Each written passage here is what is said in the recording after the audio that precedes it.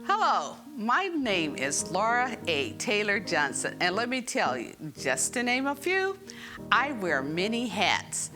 I'm a daughter, a sister, a mother, a wife, a grandmother, a godmother, an aunt, cousin, friend, educator, counselor, and a lover. I love the Lord. Today, I'd like to share another one of my loves, and that is the love of poetry, especially poetry written by some of my favorite African American writers.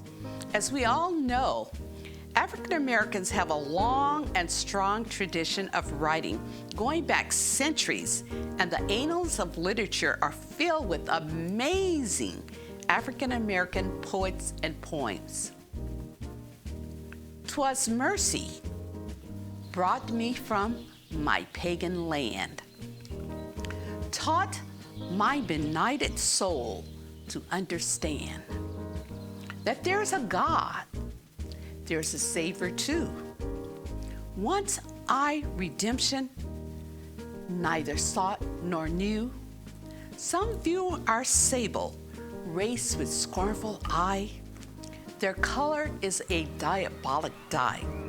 Remember, Christians, Negroes, black as Cain, may be refined and join the angelic train."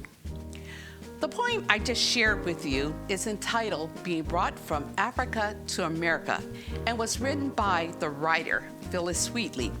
She was the first African American woman to publish a book of poetry.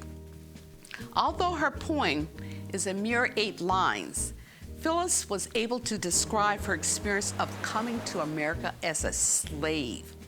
Wheatley had been taken from Africa to America as a young girl, but was freed shortly after the publication of her poems when she was in her early 20s. The poem that I just read tells us that regardless of your race, you can find salvation. Another of my favorite writers is Langston Hughes, who's considered the finest poet of the Harlem Renaissance.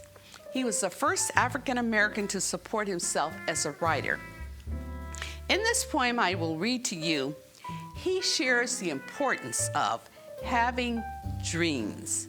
Without dreams, our lives do not feel complete. We do not have anything to work toward.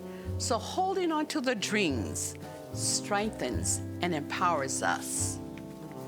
Dreams by Langston Hughes.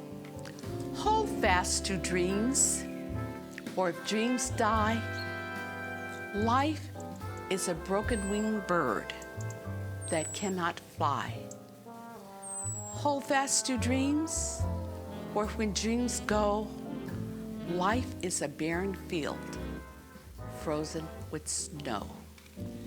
The final poems I will share with you were written by writer Eloise Greenfield, and I'm sad to say she died just last year in August.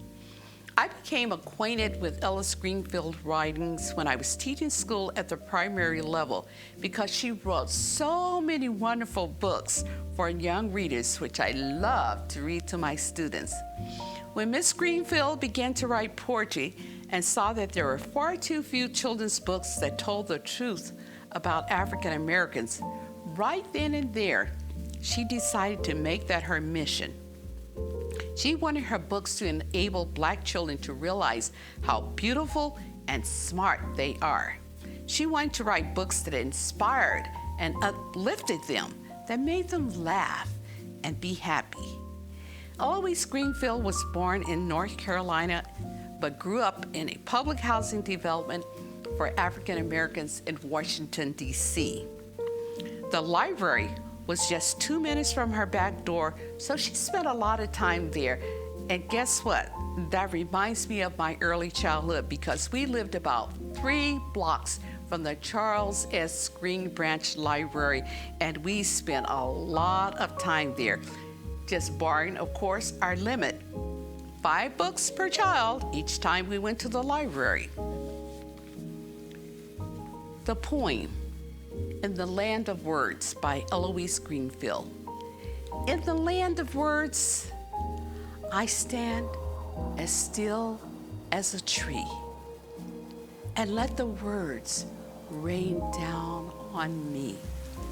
Come rain, bring your knowledge and your musics. Sing while I grow green and full. I'll stand as still as a tree and let your blessings fall on me. Let me just share one other thing. Miss Greenfield, she also recorded a rap video with her grandson, Nathaniel's rap, and you can find that on YouTube. So please try to find that and listen to it. My final excerpt is from Eloise Greenfield's book, Honey, I Love. Honey, I love. I love a lot of things, a whole lot of things. Like my cousin comes to visit and he's from the South. 'Cause every word he says just slides out of his mouth. I like the way he whistles and I like the way he walks. But honey, let me tell you that I love the way he talks. But I love a lot of things, a whole lot of things. And honey, I love you. And honey, I love me too. And that concludes my poetry reading. I hope that each of you have enjoyed it and you will read at least one poem a month and share it with someone else.